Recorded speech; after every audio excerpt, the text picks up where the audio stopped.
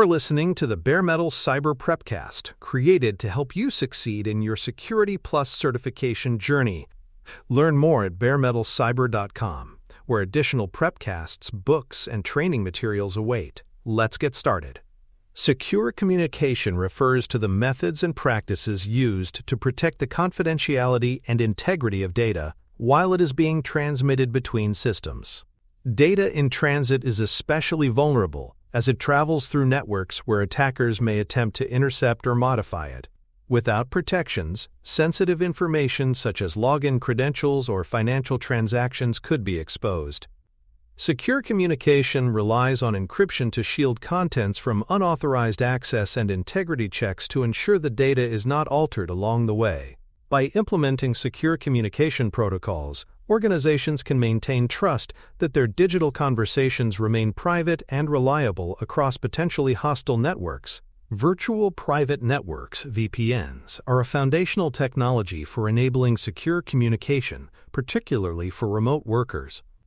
A VPN establishes a secure tunnel between an endpoint device and a trusted network, encrypting all traffic so it cannot be read by outsiders. This tunnel also enforces authentication, verifying that both sides are legitimate before exchanging data. For example, when an employee connects from home, their laptop communicates with the corporate VPN concentrator, ensuring all traffic between them is encrypted and authenticated. By using VPNs, organizations extend their secure perimeter beyond physical office walls, allowing users to connect as if they were on site. Remote access models provide different ways for users to connect to organizational resources, each with its advantages and drawbacks. Client VPNs require software on the user's device to establish the encrypted tunnel, offering full network access once authenticated. Clientless VPNs, by contrast, use a web browser to grant access to specific applications, simplifying setup but reducing flexibility. Reverse proxy access routes traffic through a gateway, controlling and filtering requests before they reach internal services. For example, a reverse proxy can enforce multi-factor authentication and block unapproved commands, making it a secure method for accessing critical applications remotely. Secure tunneling protocols form the technical backbone of VPNs, with IPSec and SSL/TLS as the two most widely used approaches. IPSec operates at the network layer, encrypting and authenticating entire IP packets, making it well-suited for site-to-site VPNs where two networks are securely linked. SSL/TLS, familiar from secure web browsing, operates at the transport layer, encrypting sessions between clients and applications. This makes it popular for remote access VPNs. Both protocols provide confidentiality, integrity, and authentication, though they differ in implementation and overhead. Understanding these protocols conceptually is crucial, since they define the security guarantees of the VPN connection. Split tunneling introduces risks in VPN configurations by allowing remote devices to send some traffic through the secure VPN, while routing other traffic directly to the internet. While convenient, it creates a situation where attackers could exploit the unsecured internet connection to reach the internal network. For example, malware on a remote user's system could use the open internet to communicate with a command and control server while still maintaining access to the corporate VPN. Secure alternatives include full tunneling, where all traffic passes through the VPN, or carefully restricted split tunneling that only allows exceptions for trusted services, minimizing opportunities for exploitation. Strong endpoint posture checks ensure that devices meet security requirements before gaining remote access. These checks might verify the presence of updated antivirus software, recent security patches, or active endpoint detection and response (EDR) tools. A device that fails checks can be blocked or redirected to a remediation network until compliant. For instance, a laptop missing critical operating system patches might be prevented from connecting to the corporate LAN until updates are installed. By enforcing posture checks, organizations prevent vulnerable devices from becoming weak links, ensuring that remote access extends only to systems that meet baseline security expectations. Secure remote management practices extend these protections to administrative interfaces, which often grant the highest level of control over systems. Protocols such as SSH and HTTPS should be used in place of insecure alternatives like Telnet or HTTP, ensuring encryption of sessions and credentials. Administrative access should also occur through restricted networks or jump hosts, preventing exposure of management interfaces directly to the Internet. For example, a cloud administrator might connect first to a secure bastion host before managing virtual machines. These safeguards protect critical systems from being hijacked via poorly secured management channels. Endpoint hardening and the deployment of endpoint detection and response (EDR) solutions play a vital role in securing remote devices. Hardening involves disabling unnecessary services, enforcing strong configurations, and applying timely patches to reduce attack surfaces. EDR solutions provide continuous monitoring, detecting suspicious behaviors such as unusual processes or unauthorized access attempts. For example, if a remote laptop begins executing code that attempts to exfiltrate data, the EDR agent can alert or even stop the activity. Combining hardening with EDR ensures that remote endpoints are not only compliant at connection time, but remain secure throughout their sessions. Session controls enforce ongoing trust during remote connections. Timeouts disconnect idle users to prevent abandoned sessions from being exploited, while reauthentication requires users to periodically verify their identity. Activity monitoring further ensures that sessions follow expected patterns, flagging anomalies like data transfers beyond normal thresholds. For instance, if a remote session remains idle for 30 minutes, it may automatically terminate to reduce risk. Similarly, large, unexpected file transfers might trigger alerts or session termination. These controls recognize that authentication is not a one-time event, but an ongoing requirement, ensuring trust persists throughout the communication session. Multi-factor authentication (MFA) is essential for remote access because it adds layers of verification beyond a simple password. By requiring something the user knows, a password, something they have, a token or smartphone app, or something they are, biometrics, MFA dramatically reduces the risk of unauthorized access. For example, even if a remote worker's password is stolen, attackers would still need their authentication app to gain access. In today's environment of widespread phishing and credential reuse, MFA is considered a baseline requirement for securing remote access and is often mandated by compliance frameworks. VPN concentrators and access gateways themselves must be securely configured, as they represent critical entry points into the network. Best practices include disabling unused protocols, applying patches promptly, and enforcing strong authentication. Administrators should also restrict access to management interfaces and ensure logging is enabled for visibility. For instance, a VPN concentrator exposed to the Internet without proper hardening could be directly targeted by attackers seeking to exploit vulnerabilities.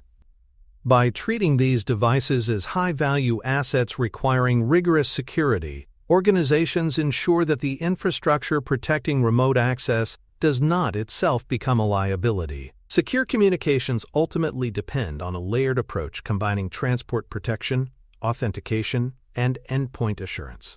Transport protocols like IPSec and TLS secure data in transit, while authentication methods confirm the legitimacy of users and devices. Endpoint posture checks and EDR add assurance that remote systems are trustworthy. Together, these layers create a holistic defense in-depth model. For example, a fully secured session might involve TLS encryption, certificate-based authentication, and an endpoint scan before connection is granted. Reinforcing all three dimensions ensures that remote access is not simply possible, but is safe, resilient, and aligned with organizational risk tolerance. For more cyber-related content and books, please check out cyberauthor.me. Also, there are other prepcasts on cybersecurity and more at baremetalcyber.com. Zero Trust remote access patterns represent a significant shift from traditional perimeter-focused models. Rather than granting broad access once a user authenticates, Zero Trust validates every request continuously. This approach involves verifying both the device and the user, applying least privilege to ensure only necessary resources are available, and enforcing per-application access instead of wide network connectivity. For example, instead of placing a remote worker on the entire internal LAN, a zero-trust model might allow them to connect only to the payroll application they require. This limits potential misuse, reduces lateral movement opportunities, and aligns with modern security expectations where trust is never assumed. Jump hosts and bastion systems play a central role in securing privileged remote administration. These hardened systems act as controlled gateways through which administrators must pass to reach critical infrastructure. By concentrating access through these choke points, organizations can apply stronger monitoring, logging, and policy enforcement.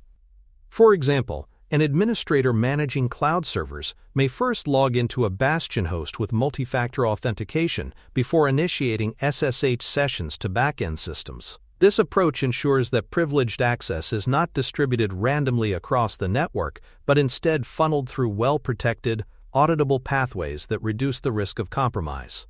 Secure web gateways and reverse proxies extend protection to SaaS platforms and web applications. These systems sit between users and the internet, inspecting traffic for threats, enforcing policy, and filtering content. For instance, a secure web gateway might block access to malicious websites or prevent data uploads to unsanctioned file-sharing services.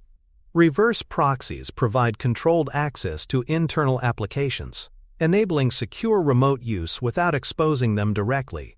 For example, a reverse proxy could mediate access to an internal HR system, applying authentication and policy checks before forwarding traffic. Both technologies provide visibility and control where traditional VPNs may fall short. Strong logging and session recording are essential for remote administration sessions, particularly those involving privileged accounts. Recording keystrokes, commands, or even full video captures provides a detailed audit trail of administrative activity. This not only aids in accountability but also supports investigations after incidents. For example, if a misconfiguration causes an outage, reviewing session logs can reveal exactly which command was issued and by whom. These capabilities transform opaque remote sessions into transparent, reviewable events, reducing insider risk and ensuring compliance with regulatory requirements for monitoring critical access. Client certificates provide a robust mechanism for device-based authentication.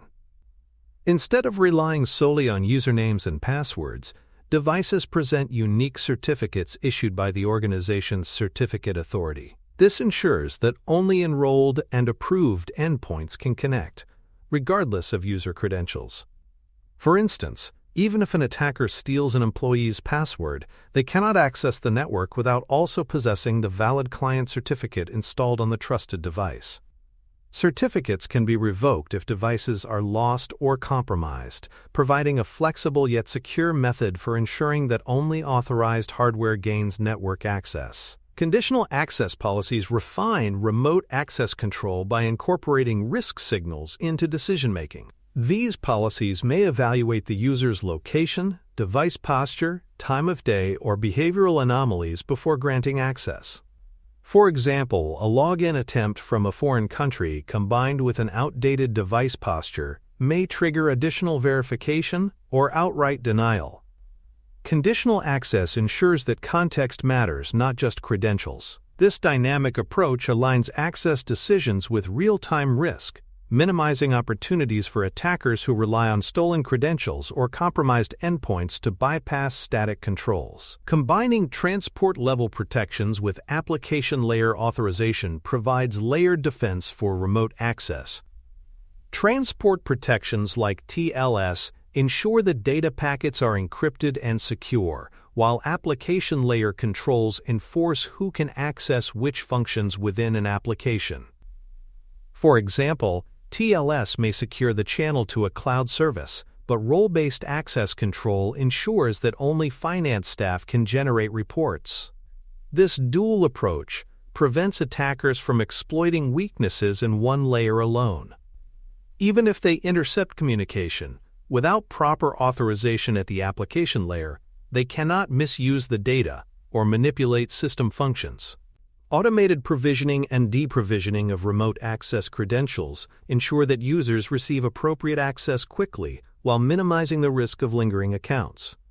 Automation ties credential management to human resources workflows, granting access upon onboarding and revoking it immediately when employees depart.